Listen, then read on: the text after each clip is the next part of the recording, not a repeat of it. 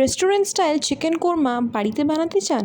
তাহলে এই রেসিপিটা শুরু থেকে শেষ অবধি খুব ভালো করে দেখুন। প্রথমেই আমাদের লাগছে পেঁয়াজ, রসুন, আদা এবং টক দই। পেঁয়াজ, রসুন এবং আদাটাকে ব্লেন্ডারে ঘুরিয়ে একটা পেস্ট বানাতে হবে।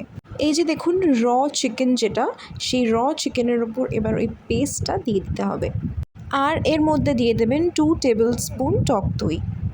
তারপর দেবেন 1 টেবিল স্পুন কাশ্মীরি লঙ্কা গুঁড়ো এবং 2 টিস্পুন সাদা তেল দিয়ে মাংসটা খুব ভালো করে ম্যারিনেট করে নিতে হবে। আপনি চাইলে হাত দিয়ে ম্যারিনেট করতে পারেন। মাংস ম্যারিনেট করা আমাদের হয়ে গেছে। অ্যাটলিস্ট 3 থেকে 4 ঘন্টা ম্যারিনেট করে রাখতে হবে।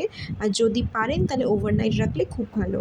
বাকি উপকরণগুলো আপনাদের দেখিয়ে দিই। শুকনো লঙ্কা, গোটা গরম মশলা এবং লাগছে পোস্ত, মগজ এবং কাজু। প্রথমেই কড়ায় সাদা তেল এবং 2 টিস্পুন ঘি দিয়ে আমি রান্নাটা করব। কিন্তু আপনারা যদি চান তাহলে পুরো রান্নাটা ঘিতেও করতে পারেন।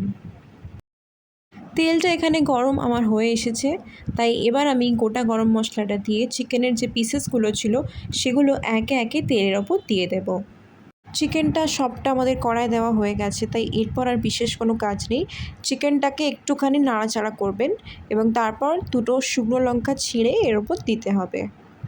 এবার একটুখানি ভালো করে মাংসটা একটু কষে নেবেন এবং মাঝখানে মাঝখানে একটুখানি চাপা দিয়ে কষবেন যাতে মাংসটা ভালো করে সেদ্ধ হয়। দেখতেই পাচ্ছেন মাংসটা কষা হচ্ছে, তাই এবার আমরা দেবো 1 টিস্পুন নুন এবং 1 টিস্পুন চিনি। এবং মনে রাখবেন এই রান্নাটা কিন্তু আপনাদেরকে একদম লো ফ্লেমে রেখে গ্যাসটা রান্নাটা করতে হবে। এবার আমরা মিনিট 5-এর জন্য চাপা দিয়ে দেব। দেখতেই পাচ্ছেন আপনারা যে চিকেন থেকে জল বেরিয়েছে, তাই আমরা আরও বেশ কিছুক্ষণ কষে নেব যাতে জলটা একটু টেনে মাখা মাখা হয়ে যায়। দেখতেই পাচ্ছেন মাংস কষা আমাদের প্রায় হয়ে এসেছে এবং তাই মশলা থেকে তেল ছেড়ে বেরোচ্ছে।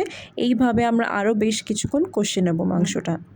যেহেতু দুর্গাপুজো আর মাত্র 10-12 দিন বাকি, তাই দুর্গাপুজোয় এই বছর নবমীতে এই রেসিপিটা বানিয়ে বাড়ির লোককে অবশ্যই খাওয়াবেন।